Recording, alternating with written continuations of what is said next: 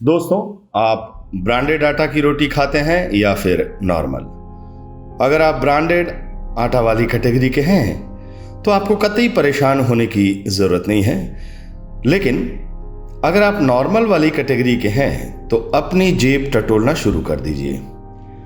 सरकार 18 जुलाई से आपकी रोटी और महंगी कर दी है।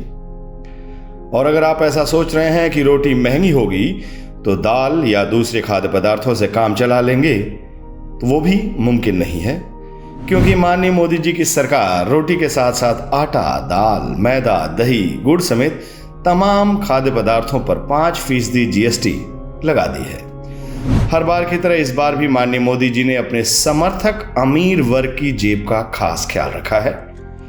उन्होंने ब्रांडेड खाद्य पदार्थों को 18 जुलाई से लागू होने वाले जीएसटी के हमले से बचा लिया है। केवल अनब्रांडेड, प्री पैकेज्ड और प्री लेबल खाद्य पदार्थों पर 5% जीएसटी लगाने का ऐलान किया।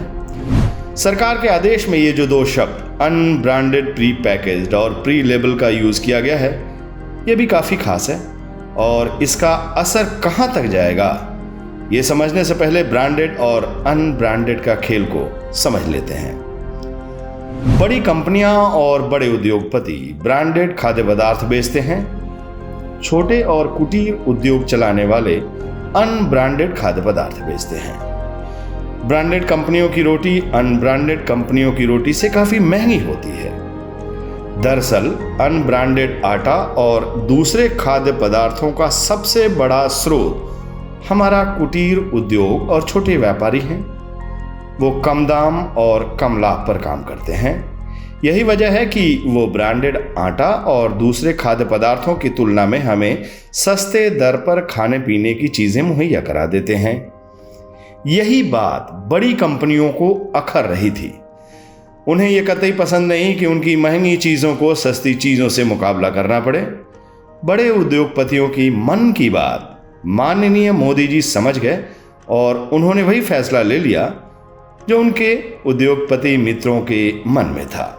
अब आइए देखते हैं कि सरकार के इस फैसले का क्या असर होगा। रोटी और दूसरे खाद्य पदार्थों पर 5% जीएसटी लगाने का पहला असर सीधे सीधे इनकी कीमत पर पड़ेगा। कुटीर उद्योग चलाने वाले और छोटे मध्यम वर्ग के उद्योगपतियों को रॉ मटेरियल पहले से ज्यादा ऊंची कीमत पर खरीदना पड़ेगा। जाहिर है उन्हें अपने बिजनेस बचाने के लिए कीमत में बढ़ोतरी करनी होगी। इस कीमत बढ़ोतरी का सीधा असर आपकी थाली पर पड़ेगा। आपके सामने दो ही विकल्प होंगे, या तो आप 4 के बदले 3 रोटी से काम चलाएं, 2 रोटी से काम चलाएं, या फिर खर्च के दूसरे मदों से कटौती करके महंगी थाली की भरपाई करें। Confederation of all India traders के मुताबिक देश की केवल 15% आबादी ही ब्रांडेड आटा का इस्तेमाल करती है। बाकी 85% जनता सामान्य आटा और अनब्रांडेड खाद्य पदार्थों से काम चलाती है। मतलब सरकार के इस फैसले की मार सीधे सीधे देश की 85% जनता पर पड़ने जा रहा है। मसला यहीं पर खत्म नहीं हो रहा है। सरकार के इस फैसले से बेरोजगारी भी बढ़नी तय है, क्योंकि छोटे उद्योगपति और व्यापारी नई दरों पर बड़े उद्योगपतियों से कतई मुकाबला नहीं कर पाएंगे। ऐसे में उन्हें अपना धंधा, उद्योग सब बंद करना पड़ेगा। अब चलिए मोदी जी की शब्दों की बाजीगरी को भी समझने की कोशिश किया जाए। मोदी जी की सरकार ने 18 जुलाई से 5% जीएसटी लगाने के अपने सरकारी आदेश में अनब्रांडेड, प्री पैकेज्ड और प्री लेबल शब्द का इस्तेमाल किया है। जानकारी में इस तरह के शब्दों का इस्तेमाल पहले कभी नहीं किया गया था। अब सवाल उठ रहा है कि इन शब्दों का दायरे में क्या क्या आएगा। क्या मंडी में पहुंचने वाला सामान पर भी ये लागू होगा, क्योंकि किसान तो बोरा में ही अपना अनाज भरकर मंडी लाता है। इस लिहाज से वो प्री पैकेज की कैटेगरी में आ जाएगा।